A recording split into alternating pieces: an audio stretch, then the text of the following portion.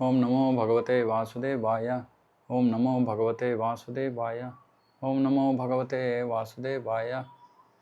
नारायणं नमस्कृत्य नरं चैव नरोत्तमं देवीं सरस्वतीं व्यासं ततो जयमुदीरयेत् नष्टप्रायशो भद्रेषु नित्यं भागवतसेवया भगवती उत्तमश्लोके भक्तिर्भवति नैष्टिकी। ओम अज्ञानतिमिरान्धस्य ज्ञानाञ्जनशलाकया चक्षुरुन्मिलितं येन तस्मै श्रीगुरवे नमः। नमो विष्णुपादाय कृष्णप्रेष्ठाय भूतले श्रीमते भक्तिवेदान्तस्वामिनिति नामिने। नमस्ते सारस्वते देवे गौरवाणी प्रचारिणे निर्विशेष शून्यवादी पाश्चात्य देशतारिणे। जय श्री कृष्ण चैतन्य प्रभु नित्यानंद श्री अद्वैत गदाधर शिवासादि गौरभक्तवृंद। हरे कृष्ण कृष्ण कृष्ण हरे हरे, हरे राम राम राम हरे हरे।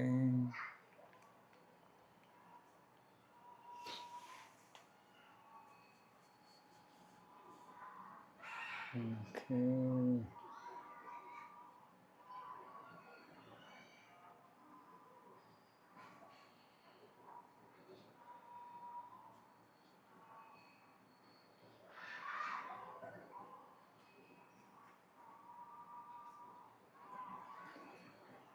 ಹಾಂ, ಓಕೆ. 10ನೇ ಶ್ಲೋಕ ಆಯಿತು. 11. ಶ್ರೀಮದ್ ಭಾಗವತ ಸ್ಕಂದ 1 ಅಧ್ಯಾಯ 7 ಶ್ಲೋಕ 11. ಹರೇರ್ಗುಣಾಕ್ಷಿಪ್ತಮತಿರ್ ಭಗವಾನ್ ಬಾದರಾಯಣಿಃ ಅಧ್ಯಗಾನ್ ಮಹದಾಖ್ಯಾನಂ ನಿತ್ಯಂ ವಿಷ್ಣು ಜನಪ್ರಿಯಃ. ಶುಕದೇವ ಗೋಸ್ವಾಮಿ ವ್ಯಾಸದೇವರ ಮಗ. ಅವರು ಕೇವಲ ಬರೀ ಅಲೌಕಿಕವಾಗಿ ಪ್ರಬಲರಾಗಿದ್ದರು ಮಾತ್ರ ಅಲ್ಲದೆ ಅವರು ಭಕ್ತರಿಗೂ ಬಹಳ ಪ್ರಿಯರಾಗಿದ್ದರು.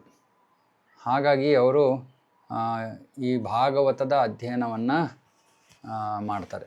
ಸೊ 2 ವಿಷಯ ಇಲ್ಲಿ ಶುಕದೇವ ಗೋಸ್ವಾಮಿಯವರ 2 ಗುಣಗಳು. ಒಂದು, ಅಲೌಕಿಕವಾಗಿ ಪ್ರಬಲವಾದವರು, ಅಂದರೆ ಆಧ್ಯಾತ್ಮಿಕವಾಗಿ ಬಹಳ ಮುಂದುವರೆದಿರುವಂಥವ್ರು. ಆದರೆ ಭಾಗವತವನ್ನು ಅಧ್ಯಯನ ಮಾಡೋಕ್ಕೆ ಅದೊಂದೇ ಗುಣಲಕ್ಷಣ ಸಾಲದು. ಇನ್ನೊಂದೇನು, ಅವರು ಭಕ್ತರಿಗೂ ಕೂಡ ಬಹಳ ಪ್ರಿಯವಾಗಿದ್ದರು. ಸೊ ಇದನ್ನು ಸ್ವಲ್ಪ ಅರ್ಥ ಮಾಡ್ಕೊಳ್ಬೇಕು. ಸೊ 2 ವಿಷಯ: ಅಲೌಕಿಕವಾಗಿ ಬಹಳ ಶಕ್ತಿಶಾಲಿಗಳಾಗಿದ್ದರು, ಮುಂದುವರೆದಿರೋವಂಥವರು, ಮತ್ತು ಭಕ್ತರಿಗೂ ಬಹಳ ಪ್ರಿಯರಾಗಿದ್ದರು. ಹಾಗಾಗಿ ಅವರು ಈ ಭಾಗವತದ ಅಧ್ಯಯನವನ್ನು ಮಾಡಿದ್ರು. ಭಾವಾರ್ಥದಲ್ಲಿ ಪ್ರಭುಪಾದರು ಬರಿತಾ ಇದ್ದಾರೆ, ಬ್ರಹ್ಮ ವೈವರ್ತ ಪುರಾಣದ ಪ್ರಕಾರ ಶುಕದೇವ ಗೋಸ್ವಾಮಿಯವರು ಮುಕ್ತಾತ್ಮರು. ತಾಯಿಯ ಗರ್ಭದಲ್ಲಿದ್ದಾಗಲೇ ಮುಕ್ತಾತ್ಮರವರು. ವ್ಯಾಸದೇವರಿಗೆ ಗೊತ್ತಿತ್ತಂತೆ, ಈ ಮಗು ಜನ್ಮ ಪಡ್ಕೊಂಡ ಬಳಿಕ ಮನೆಯಲ್ಲಿ ಇರೋದಿಲ್ಲ. ಹಾಗಾಗಿ ವ್ಯಾಸದೇವರು ಭಾಗವತದ ಸಾರವನ್ನು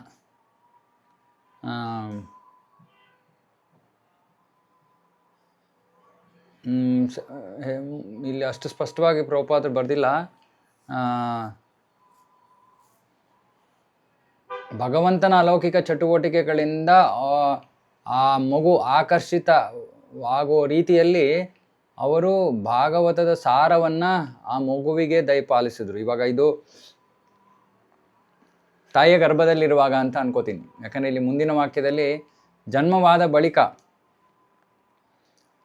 ಶ್ಲೋಕಗಳ ಉಚ್ಚಾರಣೆಯೊಂದಿಗೆ, ಭಾಗವತದ ಶ್ಲೋಕದ ಉಚ್ಚಾರಣೆಯೊಂದಿಗೆ ಮಗು ಈ ಭಾಗವತದ ವಿಷಯದಲ್ಲಿ ಇನ್ನಷ್ಟು ಶಿಕ್ಷಣವನ್ನು ಪಡೀತು ಅಂತ ಬರ್ತಿದ್ದಾರೆ. ಹಾಗಾಗಿ ಇದರ ಅರ್ಥ ಏನು ಅಂದರೆ, ತಾಯಿಯ ಗರ್ಭದಲ್ಲಿ ಇದ್ದಾಗಲೇ ವ್ಯಾಸದೇವರು, ಅಂದರೆ ಮಗು ಹುಟ್ಟಿದ ತಕ್ಷಣ ಮನೆಯನ್ನು ಬಿಟ್ಟು ಹೊರಟೋಗ್ಬಿಡುತ್ತೆ ಅಂತ ಗೊತ್ತಿದ್ದರಿಂದ ಭಗವಂತನ ಅಲೌಕಿಕ ಚಟುವಟಿಕೆಗಳೆಡೆಗೆ ಅವನು ಆಕರ್ಷಿತನಾಗಬೇಕು ಮಗು ಅನ್ನೋ ಉದ್ದೇಶದಿಂದ ತಾಯಿಯ ಗರ್ಭದಲ್ಲಿದ್ದಾಗಲೇ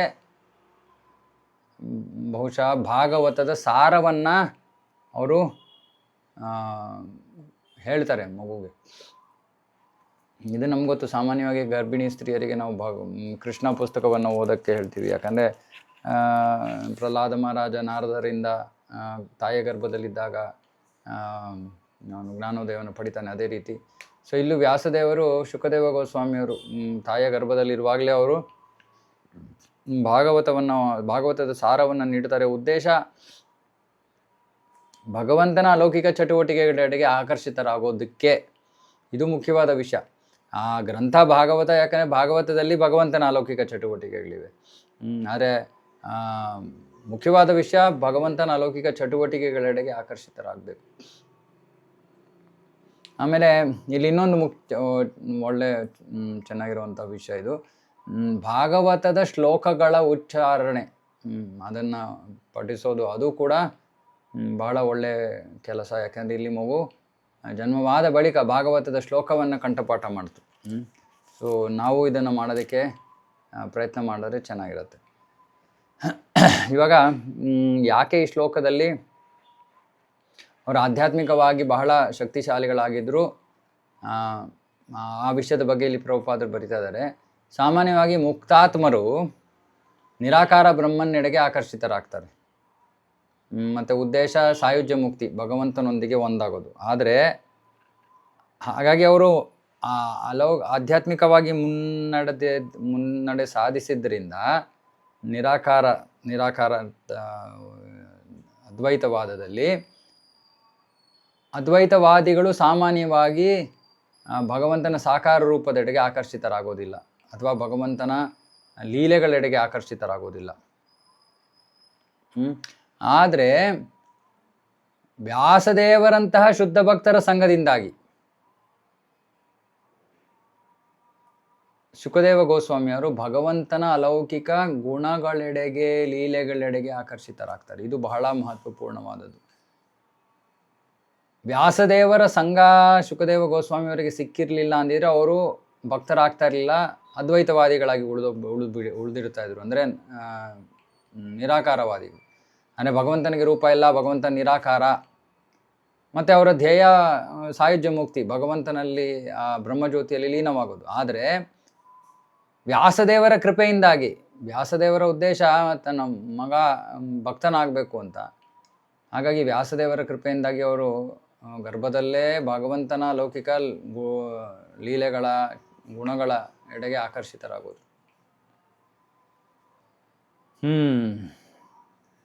ಹಾಗಾಗಿ ನಾರದರ ಕೃಪೆಯಿಂದ ವ್ಯಾಸದೇವರು ಈ ಶ್ರೀಮದ್ ಭಾಗವತವನ್ನು ನಿರೂಪಿಸಿದ್ರು. ಮತ್ತು ವ್ಯಾಸದೇವರ ಕೃಪೆಯಿಂದ ಶುಕದೇವ ಗೋಸ್ವಾಮಿಯವರು ಅದರ ಸಾರವನ್ನು ಗ್ರಹಿಸಿದರು. ಮತ್ತು ಭಗವಂತನ ಅಲೌಕಿಕ ಚಟುವಟಿಕೆಗಳು ಎಷ್ಟು ಆಕರ್ಷಕ ಎಂದರೆ, ಶುಕದೇವ ಗೋಸ್ವಾಮಿಯವರು ನಿರಾಕಾರ ಬ್ರಹ್ಮನ್ನಲ್ಲಿ ಸಂಪೂರ್ಣವಾಗಿ ಲೀನರಾಗಿದ್ದವರು. ಅದರಿಂದ ದೂರವಾಗಿ ಭಗವಂತನ ಸಾಕಾರ ರೂಪದೆಡೆಗೆ ಆಕರ್ಷಿತರಾದರು. ಇದು ಸಾಮಾನ್ಯವಾಗಿ ಕಷ್ಟ. ಯಾಕಂದರೆ ನಿರಾಕಾರವಾದದಲ್ಲಿ ಮುಳುಗಿರೋರು ಭಗವಂತನ ಸಾಕಾರ ರೂಪ ತಾತ್ಕಾಲಿಕ ಅಂತ ಪರಿಗಣಿಸ್ತಾರೆ. ಅಂದರೆ ಮಾಯವಾದಿಗಳು, ನಿರಾಕಾರ ಈ ಎರಡು ವರ್ಗದ ಅಲೌಕಿಕವಾದಿಗಳಿದ್ದಾರೆ, ನಿರಾಕಾರವಾದಿಗಳು, ಮಾಯವಾದಿಗಳು. ನಿರಾಕಾರವಾದಿಗಳು ಮಾಯವಾದಿಗಳು ಇಬ್ಬರೂ ಕೂಡ ನಿರಾಕಾರ ಬ್ರಹ್ಮನಲ್ಲಿ ಮಾತ್ರ, ಅವರಿಗೆ ನಿರಾಕಾರ ಬ್ರಹ್ಮನಲ್ಲಿ ಐಕ್ಯ ಆಗೋದೇ ಅವರ ಜೀವನದ ಗುರಿ. ಆದರೆ ಇದರಲ್ಲಿ ಎರಡು ವರ್ಗಗಳ ನಡುವೆ ಒಂದು ವ್ಯತ್ಯಾಸ ಇದೆ. ಏನಂದರೆ ಮಾಯವಾದಿಗಳು ಅಂದರೆ ಅವರು ಭಗವಂತನ ಸಾಕಾರ ರೂಪ ಮಾಯೆಯಿಂದ ಆಗಿರುವಂಥದ್ದು, ಅಂದರೆ ಭೌತಿಕವಾದದ್ದು ಅಂತ ಪರಿಗಣಿಸ್ತಾರೆ. ಆದರೆ ನಿರಾಕಾರವಾದಿಗಳು ಆ ರೀತಿ ಏನೂ ತಪ್ಪಾಗಿ ಯೋಚನೆ ಮಾಡಲ್ಲ. ಅವರು ಒಂದು ರೀತಿಯಲ್ಲಿ KG1 ಮುಗಿಸಿದ್ದಾರೆ. ಅಂದರೆ ಆ ನಿರಾಕಾರತ್ವದ ಹಂತದಲ್ಲಿದ್ದಾರೆ, ಬ್ರಹ್ಮೇತಿ ಪರಮಾತ್ಮನ ಹಂತಕ್ಕೂ ಬಂದಿಲ್ಲ ಅವರು. ಹಾಗಾಗಿ ಭಗವಾನನ ಹಂತಕ್ಕೆ ಬಂದೇ ಇಲ್ಲ. ನಿರಾಕಾರವಾದಿಗಳು ಇನ್ನೂ ಕೆಳಮಟ್ಟದ ಕ್ಲಾಸಲ್ಲಿದ್ದಾರೆ. ಮಾಯವಾದಿಗಳು ಆ ಕ್ಲಾಸನ್ನು ಮೀರಿ ಇನ್ನಷ್ಟು ವಿಷಯಗಳನ್ನು ತಿಳ್ಕೊಂಬಿಟ್ಟಿದ್ದಾರೆ. ಮುಂದಿನ ವರ್ಗದ ವಿಷಯಗಳನ್ನು ತಿಳ್ಕೊಂಡ್ಬಿಟ್ಟು ಅರ್ಧಂಬರ್ಧ ತಿಳ್ಕೊಂಬಿಟ್ಟು ಹೇಳ್ತಾ ಇದ್ದಾರೆ, ಭಗವಾನ್ ಇಲ್ಲ, ಭಗವಾನ್ ಅಂತ ಏನೂ ಇಲ್ಲ, ಅವನು ರೂಪವನ್ನು ತಳೆದ್ರೆ ಅದು ತಾತ್ಕಾಲಿಕ ರೂಪ, ಅದು ಮಾಯೆಯಿಂದ ಆಗಿರುವಂತಹ ಶರೀರ, ಹಾಗಾಗಿ ಅವನಿಗೂ ಕೂಡ ಜನ್ಮ ಇದೆ ಮರಣ ಇದೆ ಅಂದ್ಬಿಟ್ಟು ಅವರು ಅಪರಾಧವನ್ನು ಮಾಡ್ತಾರೆ. ಅವರು ನರಕಕ್ಕೆ ಹೋಗ್ತಾರೆ ಮಾಯಾವಾದಿಗಳು. ಅದಕ್ಕೆ ಚೈತನ್ಯ ಮಹಾಪ್ರಭುಗಳು ಹೇಳ್ತಾರೆ, ಮಾಯಾವಾದಿ ಕೃಷ್ಣೇರ ಅಪರಾಧಿ. ಮಾಯಾವಾದಿಗಳ ಭಾಷ್ಯವನ್ನು ಶ್ರವಣ ಮಾಡಿದ್ರೆ ನಮ್ಮ ಭಕ್ತಿ ಸರ್ವನಾಶವಾಗತ್ತೆ ಅಂತ ಚೈತನ್ಯ ಮಹಾಪ್ರಭುಗಳು ಹೇಳಿದ್ದಾರೆ. ಆದರೆ ಇಲ್ಲಿ ಶುಕದೇವ ಗೋಸ್ವಾಮಿಯವರು ಮಾಯಾವಾದಿ ಆಗಿರಲಿಲ್ಲ, ಅವರು ನಿರಾಕಾರವಾದಿಗಳಾಗಿದ್ದರು. ಅಂದರೆ ಸುಮ್ಮನೆ ಅವರ ಜ್ಞಾನ ಬ್ರಹ್ಮನಿಗೆ ಸೀಮಿತವಾಗಿತ್ತು. ಆದರೆ ಇಂತಹ ಮಾರ್ಗದಲ್ಲಿ ತೊಡಗಿರುವಂತಹ ನಿರಾಕಾರವಾದಿಗಳು ಯಾವಾಗ ಭಕ್ತರ ಸಂಪರ್ಕಕ್ಕೆ ಬರ್ತಾರೋ ಆಗ ಅವರಿಗೆ ಭಗವಂತನ ಸಾಕಾರ ರೂಪದಿಂದ ಆಕರ್ಷಿತರಾಗೋ ಒಂದು ಅವಕಾಶ ಇದೆ. ಮತ್ತು ಆ ಅವಕಾಶವನ್ನು ಶುಕದೇವ ಗೋಸ್ವಾಮಿಯವರು ಉಪಯೋಗಿಸ್ಕೊಂಡ್ರು ತಮ್ಮ ತಂದೆಯವರ ಕೃಪೆಯಿಂದಾಗಿ. ಆಗ ಅವರು ಭಾಳ ಬೇಸರ ಪಡ್ತಾರೆ. ಈ ಭಗವಂತನ ಸಾಕಾರ ರೂಪದೆಡೆಗೆ ಆಕರ್ಷಿತರಾಗಿ, ಅಯ್ಯೋ ಎಷ್ಟೊಂದು ಜನ್ಮಗಳು, ಎಷ್ಟೊಂದು ಸಮಯ ನಾನು ಸುಮ್ಮನೆ ಈ ನಿರಾಕಾರತ್ವದ ಹಿಂದೆ ಬಿದ್ದಿದ್ದೆ ಅಂದ್ಬಿಟ್ಟು ಅವರು ಅವರಿಗೆ ಗೊತ್ತಾಗುತ್ತೆ ಆ ಸಾಕಾರ ರೂಪದಲ್ಲಿರುವಂಥ ಅಲೌಕಿಕ ಆನಂದ ನಿರಾಕಾರತ್ವದಲ್ಲಿ ಇಲ್ಲ ಅಂತ. ಆಗ ಆ ಸಮಯದಿಂದ ಅವರು ವಿಷ್ಣು ಜನರಿಗೆ ಅಂದರೆ ಭಕ್ತರೆಡೆಗೂ ಕೂಡ ಬಹಳ ಪ್ರಿಯರಾದರು, ಭಕ್ತರಿಗೂ ಬಹಳ ಪ್ರಿಯರಾದರು. ಮತ್ತು ಭಕ್ತರು ಕೂಡ ಅವರಿಗೆ ಪ್ರಿಯರಾದರು, ಅವರು ಭಕ್ತರಿಗೆ ಪ್ರಿಯರಾದರು. ಯಾಕಂದರೆ ಭಗವಂತನ ಭಕ್ತರು ಯಾವ ಒಂದು ನಮ್ಮ ಅಸ್ತಿತ್ವ ಅಂದರೆ ನಮ್ಮ ಗುರುತನ್ನು ನಾಶ ಮಾಡೋಕ್ಕೆ ಹೊರಟಿಲ್ಲ. ಈ ನಿರಾಕಾರವಾದಿಗಳು ಗುರುತನ್ನು ನಾಶ ಮಾಡ್ತಾರೆ, ಅಂದರೆ ನಮ್ಮ ವೈಯಕ್ತಿಕ ಅಸ್ತಿತ್ವನೇ ಇಲ್ಲ ಅಂತ ಹೇಳ್ತಾರೆ ಅವರು. ಆದರೆ ಭಕ್ತರು ಹಾಗೆ ಹೇಳೋದಿಲ್ಲ. ಮತ್ತು ಅವರು ವೈಯಕ್ತಿಕವಾಗಿ ಭಗವಂತನ ಸೇವಕರಾಗಕ್ಕೆ ಬಯಸ್ತಾರೆ.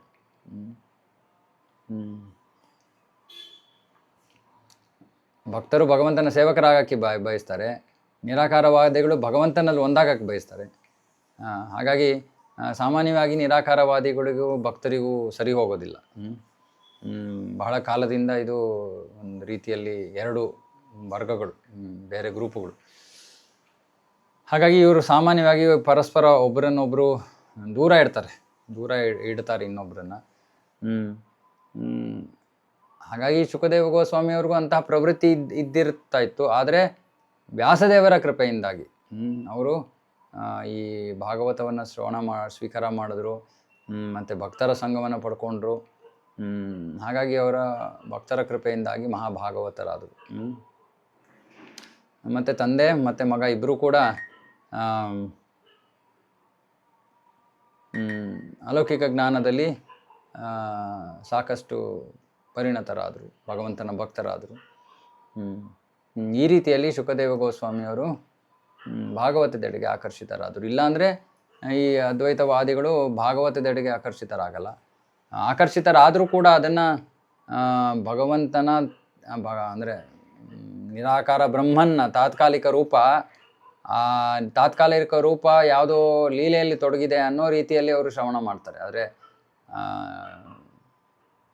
ಭಗವಂತ ಅವನಿಗೆ ಸಾಕಾರ ರೂಪ ಇದೆ, ಅವನಿಗೆ ಸುಂದರವಾದ ರೂಪ ಇದೆ, ನಮಗೆ ಅವನಿಗಿರೋ ರೂಪದ ಆಧಾರದ ಮೇಲೆ ನಮಗೆ ರೂಪ ಸಿಕ್ಕಿದೆ, ಇದು ಯಾವ ವಿಷಯವನ್ನು ಅವರು ಸ್ವೀಕಾರ ಮಾಡಲ್ಲ. ಕೇವಲ ಭಕ್ತರ ಸಂಘ ಮಾತ್ರ ಇದೆಲ್ಲದಕ್ಕೂ. ಭಾಗವತದಲ್ಲಿ ಬೇರೆ ಕಡೆನೂ ಹೇಳ್ತಾರೆ, ಜ್ಞಾನ ಮಾರ್ಗ ಯೋಗ ಮಾರ್ಗದಲ್ಲಿ ತೊಡಗಿರೋರು ಕೂಡ ಭಕ್ತರ ಸಂಘಕ್ಕೆ ಬಂದರೆ ಮಾತ್ರ ಅವರು ತಮ್ಮ ಜ್ಞಾನ ಅಥವಾ ಯೋಗ ಮಾರ್ಗದ ಸಿದ್ಧಿಯನ್ನು ಪಡ್ಕೊಳ್ಳೋಕ್ಕೂ ಕೂಡ ಭಕ್ತಿಯ ಸಂಪರ್ಕಕ್ಕೆ ಬರಲೇಬೇಕು. ಅವರು ಭಕ್ತಿಯ ಸಂಪರ್ಕಕ್ಕೆ ಬರಲಿಲ್ಲ ಅಂದರೆ ಅದು ಯೋಗನೇ ಆಗೋದಿಲ್ಲ. ಯೋಗ ಆಗಲಿಲ್ಲ ಅಂದರೆ ಅವ್ರಿಗೆ ತಮ್ಮ ಮಾರ್ಗದಿಂದ ಏನು ಪಡ್ಕೊಳಕ್ಕೆ ಪ್ರಯತ್ನ ಮಾಡ್ತಾ ಇದ್ರು ಅದು ಅವ್ರಿಗೆ ಸಿಗೋದಿಲ್ಲ. ಮತ್ತು ಭಕ್ತರ ಸಂಘ ಸಿಕ್ಕಿದ್ರೆ ಮಾತ್ರ ಅವರು ಭಗವಾನ್ ಹಂತಕ್ಕೆ ಬರೋಕ್ಕೆ ಸಾಧ್ಯ. ನೋಡಿ, ಭಕ್ತರ ವಿಶೇಷ ಸ್ಥಾನ.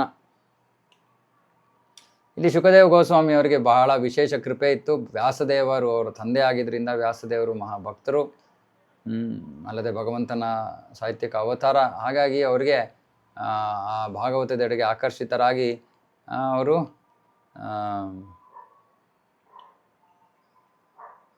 ಮಹಾಭಕ್ತರಾಗ್ತಾರೆ. ಶ್ಲೋಕ 12. ಪರೀಕ್ಷಿತೋಥ ರಾಜರ್ಷೇರ್ ಜನ್ಮಕರ್ಮ ವಿಲಾಪನಂ ಸಂಸ್ಥಾಂ ಚ ಪಾಂಡುಪುತ್ರಾಣಾಂ ವಕ್ಷೇ ಕೃಷ್ಣ ಕಥೋದಯಂ. ಸೂತ ಗೋಸ್ವಾಮಿಯವರು ಶೌನಕರ ನೇತೃತ್ವದಲ್ಲಿದ್ದ ಋಷಿಗಳನ್ನು ಉದ್ದೇಶಿಸಿ ಹೇಳ್ತಾರೆ, ಈಗ ನಾನು ಭಗವಾನ್ ಕೃಷ್ಣನ ಕುರಿತಾದ ಅಲೌಕಿಕ ನಿರೂಪಣೆಯನ್ನು ಪ್ರಾರಂಭ ಮಾಡ್ತೀನಿ.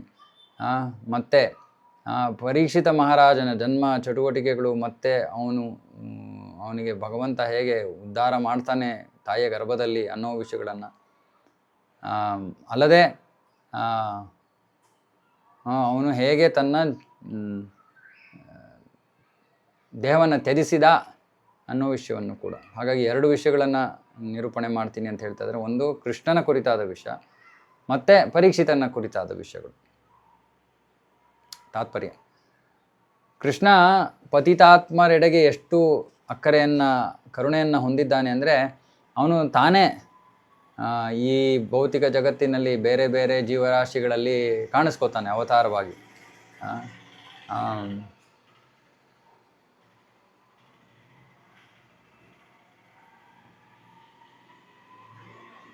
ಹಾಗಾಗಿ ಕೃಷ್ಣ ಇಲ್ಲದೆ ಪುರಾಣಗಳು, ಮಹಾಭಾರತವು ಎಲ್ಲವೂ ಕೂಡ ಸುಮ್ಮನೆ ಐತಿಹಾಸಿಕ ದಾಖಲೆಗಳಾಗತ್ವೆ ಅಷ್ಟೇ. ಅಂದರೆ ಏನೋ ಒಂದು ಇತಿಹಾಸದ ಪುಸ್ತಕ ಓದ್ದಂಗೆ. ಆದರೆ ಕೃಷ್ಣ ಇರೋದ್ರಿಂದ ಅವು ಅಲೌಕಿಕವಾಗೋಗುತ್ತವೆ.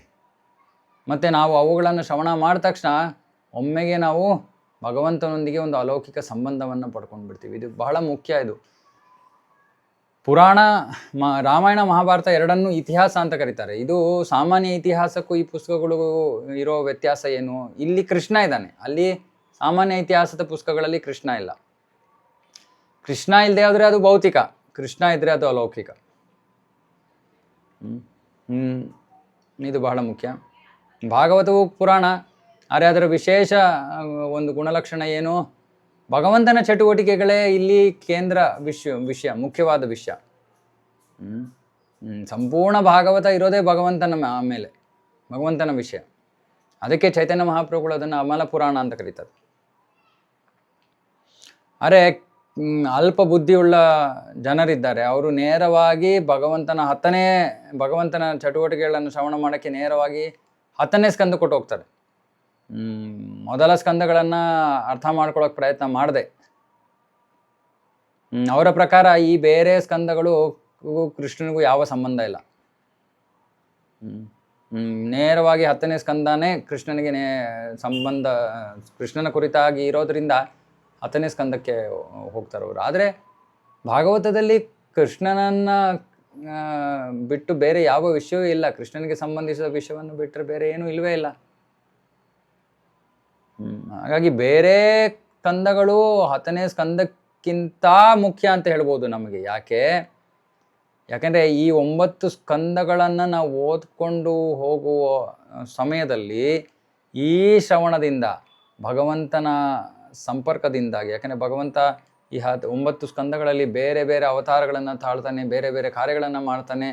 ಸೃಷ್ಟಿಯ ಕಾರ್ಯ ಇತ್ಯಾದಿ ಬೇರೆ ಬೇರೆ ಅವತಾರಗಳು, ಇವೆಲ್ಲದರ ಶ್ರವಣದಿಂದಾಗಿ ಏನಾಗತ್ತೆ? ನಿತ್ಯಂ ಭಾಗವತ ಸೇವೆಯ ಭಗವತಿ ಉತ್ತಮ ಶ್ಲೋಕೆ ಭಕ್ತಿರ್ಭವತಿ ನೈಷ್ಟಿಕಿ ನಷ್ಟಪ್ರಾಯೇಶು ಅಭದ್ರೇಶು. ನಿತ್ಯಂ ಭಾಗವತ ಸೇವೆ ನಷ್ಟಪ್ರಾಯೇಶು, ನಮ್ಮಲ್ಲಿರೋ ಅನರ್ಥಗಳು, ಅಭದ್ರೇಶು ಬೇಕಾಗಿಲ್ಲದಿರೋವಂಥ ವಿಷಯಗಳು, ಅನರ್ಥಗಳು, ಅಭದ್ರಗಳು ಹೆಚ್ಚು ಕಡಿಮೆ ನಾಶ ಆಗೋಗುತ್ತೆ. ಹೆಚ್ಚು ಕಡಿಮೆ ಅಂದರೆ 100ಕ್ಕೆ 100% ನಾಶ ಆಗಲ್ಲ, ಒಂದು ಸ್ವಲ್ಪ ಉಳ್ಕೊಳ್ಳುತ್ತೆ. ಆದರೆ ನಮ್ಮ ಶಾಸ್ತ್ರದಲ್ಲಿ ಬರೀತಾರೆ ಎಷ್ಟರ ಮಟ್ಟಿಗೆ ಉಳ್ಕೊಳ್ಳುತ್ತೆ ಅಂದರೆ ಅದರಿಂದ ಭಕ್ತಿಗೆ ಅಡೆತಡೆ ಆಗಲ್ಲ, ಆದರೆ ಸ್ವಲ್ಪ ಕಲ್ಮಶ ಇನ್ನೂ ಉಳ್ಕೊಂಡಿರುತ್ತೆ. ಆದರೆ ಅಷ್ಟು ಪ್ರಬಲವಾದವು ಈ 9 ಸ್ಕಂದಗಳು. ಆಗ ನಮ್ಮ ಹೃದಯ ಕೃಷ್ಣನನ್ನು ಸ್ವೀಕರಿಸೋದಕ್ಕೆ, 10ನೇ ಸ್ಕಂದದಲ್ಲಿ ಕೃಷ್ಣ ಬರ್ತಾನೆ, ಅವನನ್ನು ಸ್ವೀಕರಿಸೋದಕ್ಕೆ ನಮ್ಮ ಹೃದಯ ಸಿದ್ಧವಾಗಿರುತ್ತೆ. ಹಾಗಾಗಿ ಈ 9 ಸ್ಕಂದಗಳನ್ನು ನಾವು ಕೂಲಂಕುಷವಾಗಿ ಆದ್ಯಂತವಾಗಿ ಅಧ್ಯಯನ ಮಾಡದೆ ಹೋದರೆ, ಡೀಟೇಲ್ ಆಗಿ, ನಾವು 10ನೇ ಸ್ಕಂದವನ್ನು ನಿಜವಾಗ್ಲೂ ಪ್ರವೇಶ ಮಾಡೋಕ್ಕಾಗೋದೇ ಇಲ್ಲ. ಅಲ್ಲದೆ ವಿಶೇಷವಾಗಿ 1ನೇ ಸ್ಕಂದದಲ್ಲಿ ಪಾಂಡವರಿದ್ದಾರೆ. ಪಾಂಡವರಂತ ಕೇಳಿದ ತಕ್ಷಣ ನಮಗೆ ಅರ್ಜುನ ನೆನಪು ಬರ್ತಾನೆ, ಅರ್ಜುನ ಅಂದ ತಕ್ಷಣ ಕೃಷ್ಣ ನೆನಪು ಬರ್ತಾನೆ. ಹಾಗಾಗಿ ಇದು ಅತ್ಯದ್ಭುತವಾದ ವಿಷಯ 1ನೇ ಸ್ಕಂದ. ಇನ್ನೂ ಭಾಗವತ ನಿಜವಾಗಿ ಪ್ರಾರಂಭ ಆಗಿಲ್ಲ. ಹಾಗಾಗಿ ಕೃಷ್ಣ ತನ್ನ ಭಕ್ತರನ್ನು ಬಿಟ್ಟು ಇರೋದಿಲ್ಲ. ಮತ್ತು ಪಾಂಡವರಂಥ ಶುದ್ಧ ಭಕ್ತರು ಕೃಷ್ಣನನ್ನು ಬಿಟ್ಟು ಇರೋದಿಲ್ಲ. ಹಾಗಾಗಿ ಭಗವಂತನನ್ನು ಬೇರ್ಪಡಿಸೋಕ್ಕಾಗಲ್ಲ. ಹಾಗಾಗಿ ಭಕ್ತರ ಕುರಿತಾದ ಕತೆ ವಿಷಯವೂ ಕೂಡ ಕೃಷ್ಣ ಕಥೆ, ಭಗವಂತನ ಭಕ್ತರ ಕುರಿತಾದ ಕಥೆಯೂ ಕೂಡ ಕೃಷ್ಣ ಕಥಾ. ಉದಾಹರಣೆಗೆ ನಾವು ಪ್ರಭುಪಾದರ ಜೀವನ ಚರಿತ್ರೆಯನ್ನು ಓದಿದ್ರೆ ಅದು ಕೃಷ್ಣ ಕಥೆಯಾನೆ. ಯಾಕಂದರೆ ಪ್ರಭುಪಾದರ ಜೀವನ ಅಂದರೆ ಪ್ರಭುಪಾದರಂದರೆ ಕೃಷ್ಣ ಇದ್ದೇ ಇದ್ದಾನೆ. ಕೃಷ್ಣ ಇಲ್ಲದೆ ಒಂದು ಕ್ಷಣ ಕೂಡ ಇರಲಿಲ್ಲ ಪ್ರಭುಪಾದರು.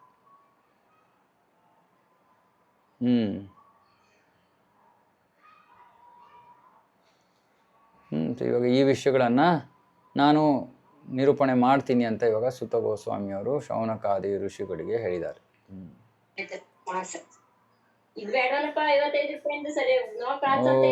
ಹರೇ ಕೃಷ್ಣ. ಮ್ಯೂಟ್ ಮಾಡ್ಕೊಳ್ಳಿಯಪ್ಪ. ಭಾಗವತವನ್ನ ಏಕಾಗ್ರತೆಯೊಂದಿಗೆ ಶ್ರವಣ ಮಾಡ್ತಾ ಇಲ್ಲ, ಅದು ಮೊದಲನೇ ಸಮಸ್ಯೆ. ಎರಡನೇದು ಅನ್ಮ್ಯೂಟ್ ಮಾಡ್ಕೊಂಡು ಶ್ರವಣ ಮಾಡ್ತೀರ. ನನಗೂ ಗೊತ್ತಾಗ್ಲಿ ಅಂತ. ಏನೇ ಶ್ಲೋಕ 13-14.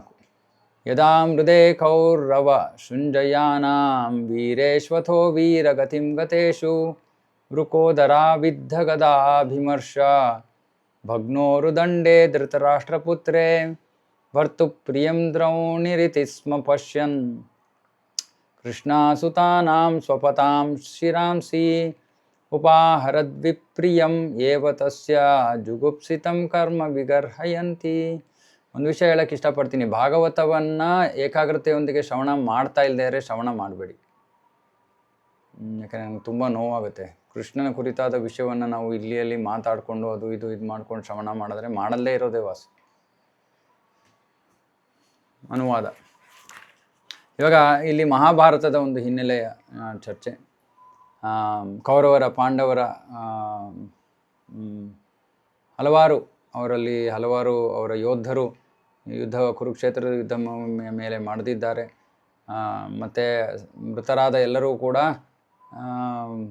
ವೈಕುಂಠವನ್ನು ಪಡ್ಕೊಂಡ್ರು. ಕೃಷ್ಣನ ಉಪಸ್ಥಿತಿಯಲ್ಲಿ ಮೃತರಾದ ಎಲ್ಲರೂ ಕೂಡ ವೈಕುಂಠವನ್ನು ಪಡ್ಕೊಂಡ್ರು. ಯಾರು ಅವನ ಮುಖವನ್ನು ನೋಡಿ ಏನೋ ಒಂದು ರೀತಿಯಾದ ಸಂಬಂಧವನ್ನು ಕೊಂಡಂಥವರು ಗೋಲಕವನ್ನು ಪ್ರವೇಶ ಮಾಡಿದ್ರು. ಇನ್ನು ಮಿಕ್ಕಿದವರು ಸಾಹಿತ್ಯವನ್ನು ಪಡೆದರು. ಮತ್ತು ಧೃತರಾಷ್ಟ್ರನ ಪುತ್ರ ಯಾರು, ದುರ್ಯೋಧನ, ಅವನ ಬೆನ್ನು ಮುರಿತಾನೆ ಭೀಮ ಕೊಲ್ಲೋದಕ್ಕೆ. ಮುರಿದಿದ್ದು ಅವನು ಇದು ಯುದ್ಧ ಭೂಮಿಯ ಮೇಲೆ ಬಿದ್ದಿದ್ದಾನೆ. ಆ ಸಮಯದಲ್ಲಿ, ಈ ಒಂದು ಹಿನ್ನೆಲೆಯಲ್ಲಿ ಅಶ್ವತ್ಥಾಮ ಏನು ಮಾಡ್ತಾನೆ, ದ್ರೌಪದಿಯ ಮಲಗಿದ್ದಂತಹ ದ್ರೌಪದಿ 5 ಮಕ್ಕಳ ಶಿರಚ್ಛೇದನ ಮಾಡ್ತಾನೆ. ಕತ್ತರಿಸಿ ಅದನ್ನು ಒಂದು ಪ್ರಶಸ್ತಿಯಾಗಿ ತನ್ನ ಸ್ವಾಮಿಗೆ ಅಂದರೆ ದುರ್ಯೋಧನಿಗೆ ಕೊಡ್ತಾನೆ. ಅವನು ಏನು ಅಂದ್ಕೊಂಡಿದ್ದ, ಇದರಿಂದ ದುರ್ಯೋಧನ ಸಂತೃಪ್ತನಾಗ್ತಾನೆ ಅಂತ. ದುರ್ಯೋಧನ ಸಾಯೋ ಸ್ಥಿತಿಯಲ್ಲಿದ್ದ. ಸಾಯಕ್ಕಿಂತ ಮುಂಚೆ ನನ್ನ ಸ್ವಾಮಿಗೆ ನಾನು ಏನೋ ಒಂದು ಮಹಾ ಉಪಕಾರ ಮಾಡ್ತೀನಿ, ಅವನು ಪ್ರಸನ್ನನಾಗೋ ರೀತಿಯಲ್ಲಿ ಮಾಡ್ತೀನಿ ಅಂದ್ಬಿಟ್ಟು ಅವನೇನು ಮಾಡ್ತಾನೆ, ಅಶ್ವತ್ಥಾಮ ಮಲಗಿದ್ದಂತಹ ದ್ರೌಪದಿ 5 ಮಕ್ಕಳನ್ನು, ಚಿಕ್ಕ ಮಕ್ಕಳು, ಬಂದ್ಬಿಟ್ಟು ಅವರ ತಲೆಗಳನ್ನು ತೊಗೊಂಡೋಗಿ ದುರ್ಯೋಧನಿಗೆ ಕೊಡ್ತಾನೆ. ಅರೆ ದುರ್ಯೋಧನ ಅದನ್ನು ಒಪ್ಕೊಳ್ಳಿಲ್ಲ. ನೀನು ಮಾಡಿದ್ದು ಸರಿ ಅಲ್ಲ ಅಂತ ಅವನು ಅದನ್ನು ತಿರಸ್ಕರಿಸ್ಬಿಡ್ತಾನೆ. ಮತ್ತು ಅವನಿಗೆ ಸ್ವಲ್ಪವೂ ಅದರಿಂದ ಅವನು ಪ್ರಸನ್ನನಾಗಲಿಲ್ಲ. ಸೊ ಈ ಒಂದು ಸನ್ನಿವೇಶದಿಂದ ಈ ಒಂದು ನಿರೂಪಣೆ ಪ್ರಾರಂಭವಾಗತ್ತೆ. ಪಾಂಡವರು ಕೌರವರು ಎಲ್ಲ ಯುದ್ಧ ಆಗಿದೆ, ಬೇಕಾದಷ್ಟು ಜನ ಮೃತರಾಗಿದ್ದಾರೆ. ದುರ್ಯೋಧನ ಕೂಡ ಭೀಮಸೇನಿಂದ ಹೊಡೆತ ತಿಂದು ಅವನು ಇನ್ನೇನು ಮರಣಕ್ಕೆ ಹತ್ತಿರ ಬಂದಿದ್ದಾನೆ, ಸನಿಹದಲ್ಲಿದ್ದಾನೆ. ಆಗ ಅಶ್ವತ್ಥಾಮ ಮಾಡಿದ್ದಂತಹ ಈ ಕುಕೃತ್ಯ, ಬಹಳ ಕೆಟ್ಟ ತಪ್ಪು ಕೆಲಸ ಮಾಡಿದ ಅಶ್ವತ್ಥಾಮ. ಭಗವದ್ಗೀತೆ ಆಗಿತ್ತು. ಭಗವದ್ಗೀತೆಯನ್ನು ಭಗವಂತ ಆಗಲೇ ಹೇಳಿದ್ದ. ಆಮೇಲೆ ಇವೆಲ್ಲ ನಡೆದಿದೆ. ಪ್ರಭುಪಾದರಲ್ಲಿ ಬರೀತಾರೆ, ಭಾಗವತಾನು ಕೃಷ್ಣ ಕಥಾ, ಭಗವದ್ಗೀತಾನು ಕೃಷ್ಣ ಕಥಾ. ಒಂದು ಕೃಷ್ಣನೇ ಹೇಳಿದ್ದು, ಇನ್ನೊಂದು ಕೃಷ್ಣನ ಬಗ್ಗೆ ಬೇರೆ ಭಕ್ತರು ಹೇಳ್ತಾ ಇರೋದು. ಮತ್ತು ಚೈತನ್ಯ ಮಹಾಪ್ರಭುಗಳು ಎರಡೂ ಕೃಷ್ಣ ಕಥಾವನ್ನು ಶ್ರವಣ ಮಾಡಬೇಕು ಅಂತ ಆಜ್ಞೆ ನೀಡಿದ್ದಾರೆ. ಚೈತನ್ಯ ಮಹಾಪ್ರಭುಗಳು ತಾವೇ ಕೃಷ್ಣ, ಆದರೆ ಭಕ್ತರ ವೇಷದಲ್ಲಿ ಬಂದಿದ್ದು. ಅವರು 2 ಕೃಷ್ಣ ಕಥಾ ಇದನ್ನು ಎಲ್ಲರೂ ಶ್ರವಣ ಮಾಡಬೇಕು ಅಂದರೆ ಕೃಷ್ಣನೇ ಹೇಳ್ದಂಗೆ. ಮತ್ತು ಇಲ್ಲಿ ವಿಶೇಷವಾಗಿ ಭಾರತ ಭೂಮಿತ ಹೊಯ್ಲೋ ಯಾರು ಯಾರು ಭಾರತ ಜನ್ಮದಲ್ಲಿ ಜನ್ಮವನ್ನು ಪಡ್ಕೊಂಡಿದ್ದಾರೋ ಅವರು ಗಂಭೀರವಾಗಿ ಈ ಕೃಷ್ಣ ಕಥೆಗಳನ್ನು ಅರ್ಥ ಮಾಡಿಕೊಂಡು ಅದನ್ನು ಜಗತ್ತಿನಾದ್ಯಂತ ಪ್ರಚಾರ ಮಾಡಬೇಕು ಅನ್ನೋದು ಚೈತನ್ಯ ಮಹಾಪ್ರಭುಗಳ ಇಚ್ಛೆ, ಆಜ್ಞೆ. ಆಗ ಈ ಒಂದು ದುಃಖ ತಪ್ತ ಜಗತ್ತಿನಲ್ಲಿ ಶಾಂತಿ ಸಮೃದ್ಧಿ ಕಾಣಿಸ್ಕೊಳ್ಳುತ್ತೆ ಅನ್ನೋದು ಚೈತನ್ಯ ಮಹಾಪ್ರಭುಗಳ ಒಂದು ಆದೇಶ. ಸೊ ಇದ್ರ ಪ್ರಕಾರ ಭಾರತೀಯರು ನಾವು ಖಂಡಿತವಾಗಿಯೂ ಭಗವದ್ಗೀತಾ ಭಾಗವತವನ್ನು ಚೆನ್ನಾಗಿ ಅಧ್ಯಯನ ಮಾಡಿ ಅರ್ಥ ಮಾಡಿಕೊಂಡು ಇತರರಿಗೆ ನಾವು ಇದರ ಬೋಧನೆಯನ್ನು ಮಾಡಬೇಕು. ಜಗತ್ತಿನಾದ್ಯಂತ ಮಾಡೋಕ್ಕಾಗದೇ ಇದ್ದರೆ ಕನಿಷ್ಠ ಪಕ್ಷ ನಮ್ಮ ಸೀಮಿತ ಒಂದು ಸಾಮರ್ಥ್ಯದಲ್ಲಿ ಎಷ್ಟು ನಮಗೆ ಸಾಧ್ಯವಾಗುತ್ತೋ ಅಷ್ಟು ನಾವು ಪ್ರಚಾರ ಮಾಡೋದಕ್ಕೆ ಪ್ರಯತ್ನ ಮಾಡಬೇಕು. ಇದು ಚೈತನ್ಯ ಮಹಾಪ್ರಭುಗಳ ಆಜ್ಞೆ. ಶ್ಲೋಕ 15. ಮಾತಾ ಶಿಶೂನಾಂ ನಿಧನಂ ಸುತಾನಾಂ ನಿಶಮ್ಯ ಘೋರಂ ಪರಿತಪ್ಯಮಾನ ತದಾರುದದ್ ಬಾಷ್ಪಕಲಾ ಕುಲಾಕ್ಷಿ ತಾಂ ಸಾಂತ್ವಯನ್ ಆಹ ಕಿರೀಟಮಾಲಿ. 5 ಮಕ್ಕಳ ತಾಯಿಯಾಗಿದ್ದ ದ್ರೌಪದಿ ತನ್ನ ಮಕ್ಕಳ ಸಂಹಾರ ಆಗಿರೋದನ್ನು ಕೇಳಿ ಕಣ್ಣು ನೀರು ತುಂಬಿಕೊಂಡು ಬಹಳ ದುಃಖದಿಂದ ಅಳಕ್ಕೆ ಶುರು ಮಾಡ್ತಾಳೆ. ಆ ಒಂದು ಮಹಾ ನಷ್ಟದ ಸಮಯದಲ್ಲಿ ಅವಳನ್ನು ಸಾಂತ್ವನ ಮಾಡೋಕ್ಕೆ ಉದ್ದೇಶಿಸಿದ ಅರ್ಜುನ ಅವಳಿಗೆ ಹೀಗೆ ಅವಳ ಮುಂದೆ ಹೀಗೆ ಹೇಳ್ತಾನೆ. ಶ್ಲೋಕ 16. ತದಾ ಶುಚಸ್ತೆ ಪ್ರಮೃಜಾಮಿ ಭದ್ರೇ ಯದ್ಬ್ರಹ್ಮಬಂಧೋ ಶಿರ ಆತತಾಯಿನಃ ಗಾಂಡೀವ ಮುಕ್ತೈರ್ವಿಶಿಖೈರುಪಾಹರೆ ತ್ವಾಕ್ರಮ್ಯ ಯತ್ ಸ್ನಾಸ್ಯಸಿ ದಗ್ಧಪುತ್ರ. ಓ ಸೌಮ್ಯ ಸ್ತ್ರೀಯೇ, ಆ ಬ್ರಾಹ್ಮಣನ ಶಿರವನ್ನು ನಾನು ನಿನ್ನ ಮುಂದೆ ಪ್ರಸ್ತುತಪಡಿಸಿದಾಗ, ಅಂದರೆ ಅವನ ಶಿರಚ್ಛೇದನ ಮಾಡ್ತೀನಿ ನಾನು. ನನ್ನ ಗಾಂಡೀವ ಬಿಲ್ಲಿನಿಂದ ಅವನ ಶಿರಚ್ಛೇದನ ಮಾಡಿ ಅವನ ಶಿರವನ್ನು ನಿನ್ನ ಪಾದದಲ್ಲಿ ನಾನು ಇರಿಸ್ತೀನಿ. ಆ ನಂತರ ನಾನು ನಿನ್ನ ಕಣ್ಣುಗಳಿಂದ ನಿನ್ನ ಕಣ್ಣೀರನ್ನು ಒರೆಸಿ ನಿನಗೆ ಸಾಂತ್ವನ ಮಾಡ್ತೀನಿ. ಆಮೇಲೆ ನಿನ್ನ ಮಕ್ಕಳ ಅಂತ್ಯಕ್ರಿಯೆಯನ್ನು ಮಾಡಿದ ಬಳಿಕ ನೀನು ಅವನ ತಲೆಯ ಮೇಲೆ ನಿಂತ್ಕೊಂಡು ಸ್ನಾನವನ್ನು ಮಾಡುವು. ಇದು ಕ್ಷತ್ರಿಯರ ಭಾವ. ಶಿರಚ್ಛೇದನ ಮಾಡೋದು, ತಲೆ ಕತ್ತರಿಸಲ್ಪಟ್ಟಿರುವಂಥ ತಲೆ ಮೇಲೆ ನಿಂತ್ಕೊಂಡು ಸ್ನಾನ ಮಾಡೋದು, ಇದನ್ನೆಲ್ಲ ಕೇಳಿದ್ರೆ ಘೋರ ಅನಿಸುತ್ತೆ. ಆದರೆ ಇದು ಕ್ಷತ್ರಿಯರ ಭಾವ. ಅರ್ಜುನ ಇಲ್ಲಿ ಹೇಳ್ತಾ ಇದ್ದಾನೆ ದ್ರೌಪದಿಗೆ, ನಾನು ನಿನಗೆ ಇವಾಗ ಸಾಂತ್ವನ ಮಾಡಲ್ಲ, ಯಾಕಂದರೆ ಸುಮ್ಮನೆ ಬಾಯಿ ಮಾತಾಗತ್ತೆ, ಅದು ಏನು ಪ್ರಯೋಜನ ಆಗಲ್ಲ. ಇವಾಗ ಈ ಮಕ್ಕಳಿಗೆ ಈ ಗತಿಯನ್ನು ಕಾಣಿಸಿರುವಂಥ ಅಶ್ವತ್ಥಾಮನನ್ನು ಅವನ ಶಿರಚ್ಛೇದನ ಮಾಡಿ ನಾನು ನಿನ್ನ ಮುಂದೆ ಇಡ್ತೀನಿ. ಆಮೇಲೆ ನಿನ್ನ ಕಣ್ಣೀರು ಒರೆಸಿ ನಾನು ನಿನಗೆ ಸಾಂತ್ವನವನ್ನು ಮಾಡ್ತೀನಿ. ತಾತ್ಪರ್ಯ,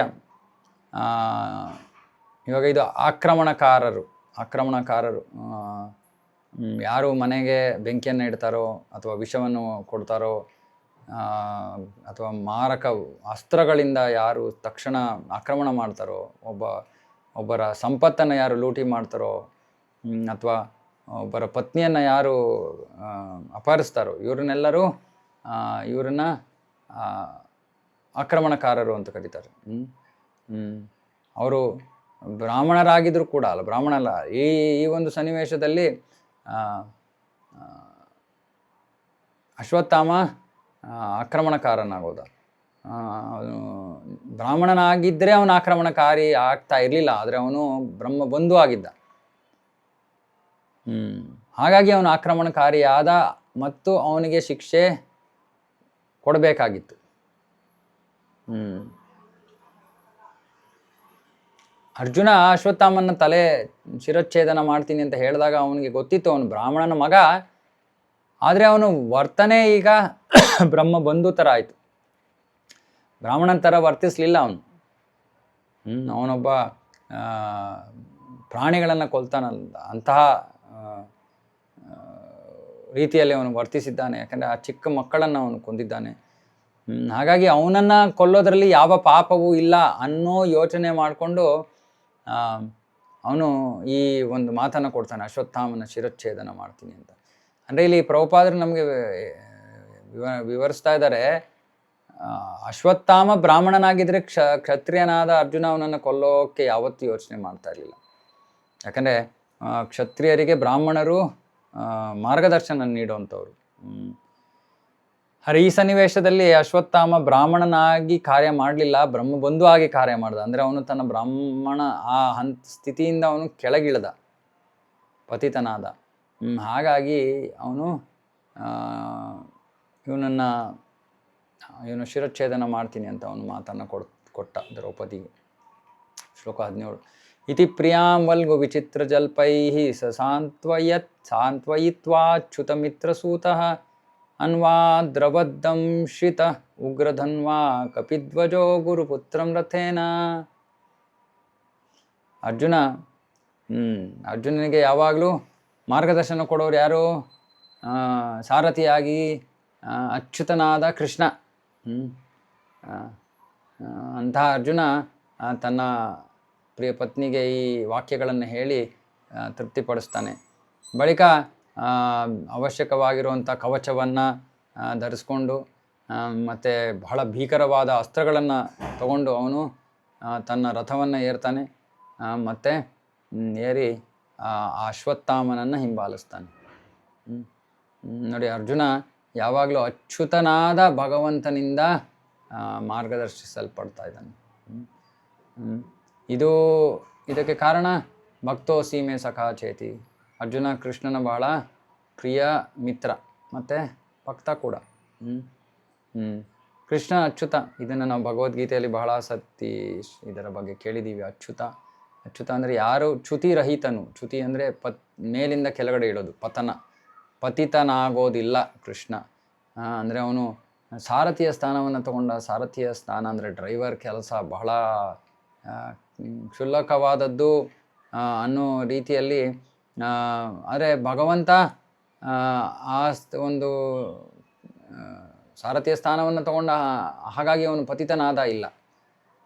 ಭಗವಂತನೂ ಪತಿತನಾಗಲ್ಲ, ಭಕ್ತರು ಪತಿತರಾಗೋದಿಲ್ಲ. ಭಕ್ತರು ಕೂಡ ಎಷ್ಟೊಂದು ಬೇರೆ ಬೇರೆ ಥರದ ಕೆಲಸಗಳಲ್ಲಿ ತೊಡಗಿರ್ತಾರೆ ಅವರು ಜೀವನೋಪಾಯಕ್ಕಾಗಿ. ಹಾಗಾಗಿ ಯಾರೋ ಆಟೋ ಓಡಿಸ್ತಾ ಇದ್ದಾರೆ, ಇವರು ಆಟೋ ಡ್ರೈವರ್ ಅಂತ ನಾವು ಹೇಳೋಕ್ಕಾಗಲ್ಲ. ಅದೇ ರೀತಿ ಭಗವಂತನೂ ಅಷ್ಟೇ. ಇವನು ಸಾರಥಿ ಆಗ್ಬಿಟ್ಟ, ತನ್ನ ಸ್ಥಾನದಿಂದ ಕೆಳಗಡೆ ಇಳಿದ್ಬಿಟ್ಟ, ಇಲ್ಲ. ಭಗವಂತನೂ ಇಳಿಯಲ್ಲ, ಭಗವಂತನ ಭಕ್ತರು ಇಳಿಯೋದಿಲ್ಲ. ಇದಕ್ಕೆ ಕಾರಣ ಪ್ರಭುಪಾದರು ಭಗವದ್ಗೀತೆಯಲ್ಲಿ ತಾತ್ಪರ್ಯವನ್ನು ಬರೀತಾರೆ. ಇದು ಭಗವಂತ ತನ್ನ ಭಕ್ತರೆಡೆಗೆ ಹೊಂದಿರುವಂತಹ ಪ್ರೀತಿಯ ಸಂಕೇತ ಇದು. ಕೃಷ್ಣ ತನ್ನ ಭಕ್ತರಿಗೋಸ್ಕರ ಏನು ಬೇಕಾದ್ರೂ ಮಾಡೋಕ್ಕೆ ಸಿದ್ಧ. ಅವನ ಅಸ್ತಿತ್ವವೇ ಭಕ್ತರು, ಅವನಿರೋದೇ ಭಕ್ತರಿಗೋಸ್ಕರ ಅಂತ ಹೇಳ್ಬೋದು. ಮಿಕ್ಕಿದೆಲ್ಲ ಏನು? ಭೌತಿಕ ಜಗತ್ತು. ಇನ್ನೇನಿದೆ? ಆಧ್ಯಾತ್ಮಿಕ ಜಗತ್ತಿನಲ್ಲಿ ಎಲ್ಲರೂ ಭಕ್ತರು. ಅವರೆಲ್ಲರೂ ಅವನಿಗೋಸ್ಕರ ಇದ್ದಾರೆ, ಅವನು ಅವ್ರಿಗೋಸ್ಕರ ಇದ್ದಾನೆ. ಆಧ್ಯಾತ್ಮಿಕ ಜಗತ್ತು ಬಿಟ್ಟರೆ ಏನಿದೆ? ಈ ಭೌತಿಕ ಜಗತ್ತಿದೆ. ಈ ಭೌತಿಕ ಜಗತ್ತಿನಲ್ಲೂ ಕೂಡ ಭಕ್ತರಿದ್ದಾರೆ, ಭಕ್ತರಲ್ಲದೇ ಇರೋರಿದ್ದಾರೆ. ಭಗವಂತನ ಉದ್ದೇಶ ಎಲ್ಲರೂ ಅವನ ಭಕ್ತರಾಗಬೇಕು, ಎಲ್ಲರೂ ಸಂತೋಷವಾಗಿ ಆಧ್ಯಾತ್ಮಿಕ ಜಗತ್ತಿನಲ್ಲಿ ಇರಬೇಕು ಅಂತ. ಯಾರು ಅವನ ಕಡೆ ತಿರುಗ್ತಾ ಇಲ್ವೋ ಅವರನ್ನು ತಿದ್ದೋದಕ್ಕೆ ಅವನು ಶಕ್ತಿಗೆ ಕಾರ್ಯವನ್ನು ಕೊಟ್ಟಿದ್ದಾನೆ. ಮತ್ತು ನಿಜವಾಗ್ಲೂ ಅವನಿಗೆ ಭೌತಿಕ ಜಗತ್ತಿಗೆ ಬಂದರೂ ಕೂಡ ಅದರ ಉದ್ದೇಶ ಅವನ ಭಕ್ತರ ಸಂರಕ್ಷಣೆ, ಅಥವಾ ಭಕ್ತರಾಗುವಂತಹ ಜೀವಿಗಳನ್ನು ಆಕರ್ಷಿಸೋದಕ್ಕೆ, ಲೀಲೆಗಳನ್ನು ಮಾಡೋದಕ್ಕೆ ಇತ್ಯಾದಿ. ಹಾಗಾಗಿ ಅವನು ಎಲ್ಲರನ್ನೂ ಉದ್ಧಾರ ಮಾಡೋಕ್ಕೆ, ಅವನು ಏನನ್ನು ಬೇಕಾದ್ರೂ ಮಾಡೋಕ್ಕೆ ಸಿದ್ಧ. ಆದರೆ ವಿಶೇಷವಾಗಿ ತನ್ನ ಭಕ್ತರಿಗಾಗಿ ಅವನೇನು ಬೇಕಾದ್ರೂ ಮಾಡೋಕ್ಕೆ ಸಿದ್ಧ. ಕೆಟ್ಟ ಹೆಸರನ್ನು ತೊಗೊಳಕ್ಕೆ ಸಿದ್ಧ. ಅದು ಕೃಷ್ಣ. ಅವನು ಯೋಚನೆ ಮಾಡಲ್ಲ, ನನ್ನ ಬಗ್ಗೆ ಜನ ಹೀಗೆ ಯೋಚನೆ ಮಾಡಿಬಿಟ್ರೆ ಹೇಗೆ, ಅದೆಲ್ಲ ಅವನು ಯೋಚನೆ ಮಾಡಲ್ಲ. ಭಕ್ತರಿಗೋಸ್ಕರ ಏನು ಬೇಕಾದ್ರೂ ಮಾಡೋಕ್ಕೆ ಸಿದ್ಧ. ಅದೇ ರೀತಿ ಪ್ರಭುಪಾದರು ಬರೀತಾರೆ, ಭಕ್ತರು ಕೂಡ ಭಗವಂತನಿಗೋಸ್ಕರ ಏನು ಬೇಕಾದ್ರೂ ಮಾಡೋಕ್ಕೆ ಸಿದ್ಧ. ಇದು ಅವರ ಪರಸ್ಪರ ಪ್ರೀತಿಯ ಸಂಬಂಧ. ಈ ಪ್ರೀತಿಯ ಸಂಬಂಧಕ್ಕೋಸ್ಕರನೇ ನಾವು ಕೃಷ್ಣನಿಂದ ಆಕರ್ಷಿತರಾಗೋದು. ಈ ಪ್ರೀತಿಯ ಸಂಬಂಧ ಇಲ್ಲದೆ ನಾವು ಬೇರೆ ಬೇರೆ ಸಂಬಂಧಗಳಲ್ಲಿ ಪ್ರೀತಿಯನ್ನು ಹುಡುಕ್ತಾ ಇದ್ದೀವಿ, ಅಥವಾ ಬೇರೆ ಬೇರೆ ವಿಷಯಗಳಿಂದ ಆನಂದವನ್ನು ಪಡೆಯೋಕ್ಕೆ ಪ್ರಯತ್ನ ಮಾಡ್ತಾ ಇದ್ದೀವಿ. ಆದರೆ ಅದು ಯಾವುದೂ ನಮಗೆ ನಿಜವಾಗಿಯೂ ತೃಪ್ತಿಯನ್ನು ಕೊಡೋದಿಲ್ಲ. ಯಾಕಂದರೆ ನಾವು ಆತ್ಮ, ಭಗವಂತನ ಅಂಶ. ಭಗವಂತನ ಜೊತೆ ಆ ಸಂಬಂಧ ಸ್ಥಾಪನೆ ಆಗೋ ತನಕ ನಮಗೆ ಯಾವ್ದ್ರಿಂದಲೂ ತೃಪ್ತಿ ಇರಲ್ಲ. ಮತ್ತು ಆ ಸಂಬಂಧ ಬಹಳ ಸಿಹಿಯಾದದ್ದು. ಯಾಕೆಂದರೆ ಅದರಲ್ಲಿ ಪರಸ್ಪರ ಪ್ರೀತಿ ಇದೆ. ಭಕ್ತ ಭಗವಂತನಿಗೆ ಪ್ರೀತಿಯನ್ನು ತೋರ್ತಾನೆ, ಭಗವಂತ ಭಕ್ತನಿಗೆ ಪ್ರೀತಿಯನ್ನು ತೋರ್ತಾನೆ. ಪ್ರಭುಪಾದ ಬರೀತಾರೆ, ಭಕ್ತ ಯಾವಾಗಲೂ ಭಗವಂತನಿಗೆ ಏನಾದರೂ ಸೇವೆಯನ್ನು ಮಾಡೋಕ್ಕೆ ಕಾಯ್ತಾ ಇರ್ತಾನೆ. ಭಗವಂತನೂ ಕೂಡ ತನ್ನ ಭಕ್ತರಿಗೆ ಸೇವೆಯನ್ನು ಮಾಡೋದಕ್ಕೆ ಅವಕಾಶಗಳಿಗೋಸ್ಕರ ಕಾಯ್ತಾ ಇರ್ತಾನೆ ಅಂತ. ಹಾಗಾಗಿ ಈ ಪದ ಅಚ್ಯುತ ಅಂತ ಕೇಳಿದ ತಕ್ಷಣ ನಮಗೆ ಒಂಥರ ಹೃದಯ ಉಕ್ಕಿ ಹರಿಬೇಕು. ಇದು ಕೃಷ್ಣನ ಪ್ರೀತಿ, ಭಕ್ತರೆಡೆಗೆ ಕೃಷ್ಣನ ಪ್ರೀತಿ. ಶ್ಲೋಕ 18. ತಮ್ಮ ಆಪತಂತಂ ಸ ವಿಲಕ್ಷ್ಯ ದೂರಾತ್ ಕುಮಾರಹೋದ್ವಿಗ್ನಮನಾರಥೇನ ಪರಾದ್ರವತ್ ಪ್ರಾಣ ಪರೀಪ್ಸುರ್ವ್ಯಾಂ ಯಾವದ್ಗಮಂ ರುದ್ರ ಭಯಾದ್ಯಥಾ ಕಹ. ಅಶ್ವತ್ಥಾಮ ರಾಜಕುಮಾರನನ್ನ ಕೊಂದಿದ್ದಂತಹ ಕೊಲೆಗಾರ, ಅವನು ದೂರದಿಂದ ನೋಡ್ತಾ ಇದ್ದಾನೆ. ಅರ್ಜುನ ಬಹಳ ವೇಗವಾಗಿ ಬರ್ತಾ ಇದ್ದಾನೆ ತನ್ನ ರಥದಲ್ಲಿ. ಆಗ ಅವನಿಗೆ ಗಾಬರಿ ಆಗ್ಬಿಟ್ಟ ಅಶ್ವತ್ಥಾಮ. ನನ್ನ ಪ್ರಾಣ ಹೋಯ್ತು ಅನ್ನೋ ಅಂಥ ಭಯದಿಂದಾಗಿ ಅವನು ಗಾಬರಿಗೊಂಡು ಅಲ್ಲಿಂದ ಬ್ರಹ್ಮ ಶಿವನ ಭಯದಿಂದ ಯಾವಾಗಲೂ ಪಲಾಯನಗೈತಾನಂತೆ. ಆ ರೀತಿ ಇವನು ಅಲ್ಲಿಂದ ಇನ್ನೂ ವೇಗವಾಗಿ ತಪ್ಪಿಸ್ಕೊಂಡು ಹೋಗೋಕ್ಕೆ ಪ್ರಯತ್ನ ಮಾಡ್ತಾನೆ.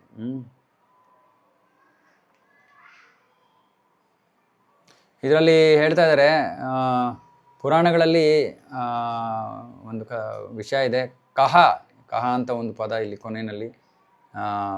ಕಹ ಅಂದರೆ ಬ್ರಹ್ಮ. ಬ್ರಹ್ಮ ಒಂದು ಸತಿ ತನ್ನ ಪುತ್ರಿಯಿಂದ ಆಕರ್ಷಿತನಾಗಿ ಅವಳ ಹಿಂದೆ ಓಡದ್ನಂತೆ. ಅದರಿಂದ ಶಿವನಿಗೆ ಕೋಪ ಬಂತು. ಆಗ ಶಿವ ಬ್ರಹ್ಮನನ್ನು ತನ್ನ ತ್ರಿಶೂಲವನ್ನು ಹಿಡ್ಕೊಂಡು ಬ್ರಹ್ಮನ ಮೇಲೆ ಆಕ್ರಮಣ ಮಾಡ್ತಾನೆ. ಆಗ ಬ್ರಹ್ಮ ಭಯದಿಂದಾಗಿ ಅಲ್ಲಿಂದ ಪಲಾಯನಗೈತಾನೆ. ಇದು ಒಂದು. ಇದೇ ರೀತಿ ಅಶ್ವತ್ಥಾಮ ಕೂಡ ಇಲ್ಲಿಂದ ಪಲಾಯನಗೈಯಕ್ಕೆ ಪ್ರಯತ್ನ ಮಾಡ್ತಾ ಇದ್ದಾನೆ ಅನ್ನೋದು ಒಂದು ಅರ್ಥ. ಇನ್ನೊಂದು, ಒಂದೊಂದು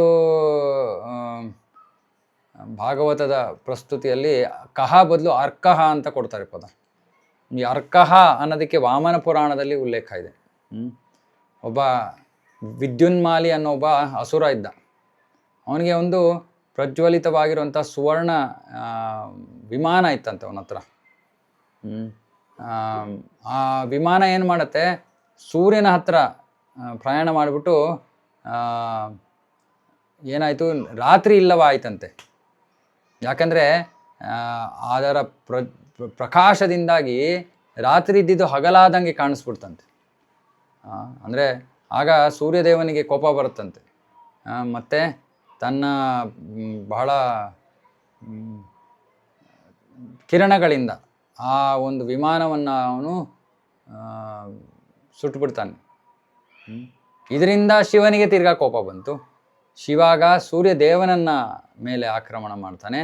ಆಗ ಅವನು ಅಲ್ಲಿಂದ ಪಲಾಯನಗೈದು ಕಾಶಿಯಲ್ಲಿ ಬೀಳ್ತಾನೆ. ಆ ಜಾಗವನ್ನು ಲೋಲಾರ್ಕ ಅಂತ ಕರೀತಾರೆ ಅನ್ನೋ ಇದು ಇತಿಹಾಸ. ಸೊ ಎರಡು, ಅಶ್ವತ್ಥಾಮ ಅಲ್ಲಿಂದ ಓಡೋದ ಅನ್ನೋದಕ್ಕೆ ಈ ಶ್ಲೋಕದಲ್ಲಿ ಒಂದು ಪದ ಉಪಯೋಗಿಸಿದ್ರು, ಕಹ. ಹೇಗೆ ಶಿವನ ಭಯದಿಂದ ಬ್ರಹ್ಮ ಓಡೋದ್ನೋ ಅಥವಾ ಶಿವನ ಭಯದಿಂದ ಸೂರ್ಯದೇವ ಓಡೋದ್ನೋ, ಆ ರೀತಿಯಲ್ಲಿ ಅಶ್ವತ್ಥಾಮ ಅರ್ಜುನನ ಭಯದಿಂದ ಅಲ್ಲಿಂದ ಓಡ್ದ. ಇವತ್ತಿಗೆ ಇಲ್ಲೇ ನಿಲ್ಸೋಣ, ಯಾಕಂದರೆ ಇವಾಗ ಕತೆ ಮುಂದುವರಿಯುತ್ತೆ. ಕಥೆಯನ್ನು ಒಂದು ಸತಿ ಓದೋಣ. ಶ್ರೀಮದ್ ಭಾಗವತಂ ಕಿ ಜಯ, ಜಗದ್ಗುರು ಶ್ರೀಲ ಪ್ರಭುಪಾದ ಕಿ ಜಯ, ಸಮವೇತ ಗೌರವ ಭಕ್ತವೃಂದ ಕಿ ಜಯ.